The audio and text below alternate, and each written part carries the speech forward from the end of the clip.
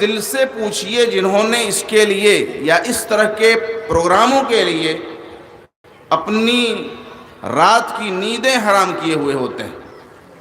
بہرحال ہمیں قدر ہونی چاہیے کہ اس طرح کے پروگرامز الحمدللہ ابھی ہمارے درمیان ہوتے ہیں، اور ہم بھی ہیں کہ زندہ دلی کا ثبوت پیش کرتے ہیں۔ حضرات گرامی، میں تمہید میں زیادہ وقت نہیں لینا چاہتا کیونکہ میرا وقت انتہائی قلیل ہے اور ابھی رسم اجرا بھی ہونا ہے، تو میں آپ حضرات سے کچھ گزارشات کی شکل میں چند باتیں عرض کرنے کی سعادت حاصل کروں گا۔ یہ گزارشات سمجھیں، کوئی خطاب نہ سمجھیں، کوئی بیان نہ سمجھیں۔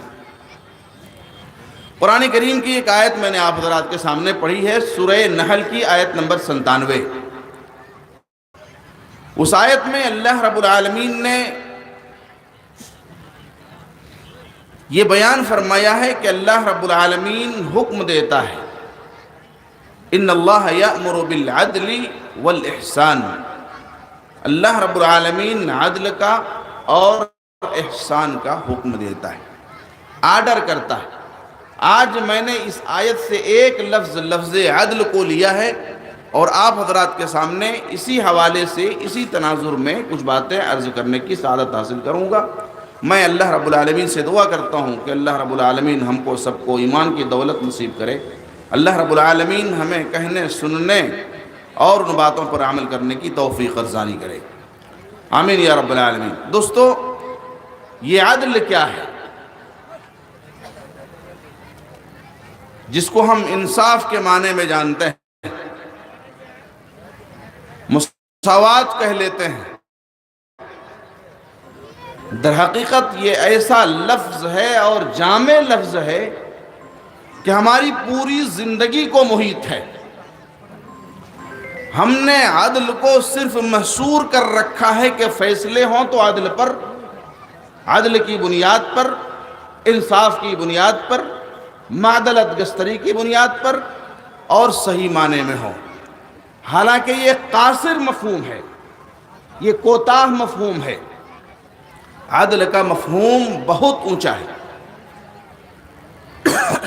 اور اتنا اونچا ہے کہ شاید ہم نے کبھی اس تعلق سے سوچا نہیں۔ چند قسمیں آپ حضرات کے سامنے ذکر کروں گا اور اپنی بات ختم کروں گا۔ عدل کی سب سے پہلی قسم یہ ہے کہ اللہ رب العالمین کے ساتھ عدل کیا جائے۔ جی، اللہ رب العالمین کے ساتھ عدل۔ اللہ رب العالمین کے ساتھ عدل کا مطلب یہ ہوا کہ جو حقوق اللہ رب العالمین کے ساتھ خاص ہیں وہ حقوق اللہ رب العالمین کو دیے جائیں، اسی کے ساتھ خاص کیے جائیں، اور ان حقوق میں سے کسی ایک حق کو بھی کسی دوسرے کو نہ دیا جائے۔ اور ان میں سب سے پہلے توحید کا حق آتا ہے، حق توحید، اللہ رب العالمین کی توحید کا حق۔ یہ صرف اور صرف اللہ رب العالمین کا حق ہے، اس حق میں کسی کو بھی کسے باشد شریک نہیں کیا جا سکتا۔ اور شرک پر اور توحید پر اور شرک کے مضر اثرات پر اور توحید کے انسانی زندگی کے اثرات پر اگر بولنا شروع کریں تو بات بڑی لمبی ہو جائے گی، اس لیے میں اس کو یہیں چھوڑتا ہوں۔ اللہ رب العالمین کے ساتھ عدل۔ دوسرا عدل نبی اکرم صلی اللہ علیہ وسلم کے ساتھ عدل۔ اللہ رب العالمین نے جو آپ کو مقام عنایت فرمایا ہے، جو اللہ رب العالمین نے آپ کو مرتبہ دیا ہے، جو رتبہ بلند اللہ رب العالمین نے عطا اللہ کے نبی کو دیا گیا ہے، وہ آپ صلی اللہ علیہ وسلم کو دیا جائے، اس میں کسی کو شریک نہ کیا جائے۔ میں عام طور پر علامہ حالی کی ایک نظم گنگناتا ہوں، وہ ذرا دیکھ لیں آپ، جس میں بعض لوگوں نے نبی اکرم صلی اللہ علیہ وسلم کے حقوق میں نقب زنی کی ہے، ڈاکہ ڈالا ہے۔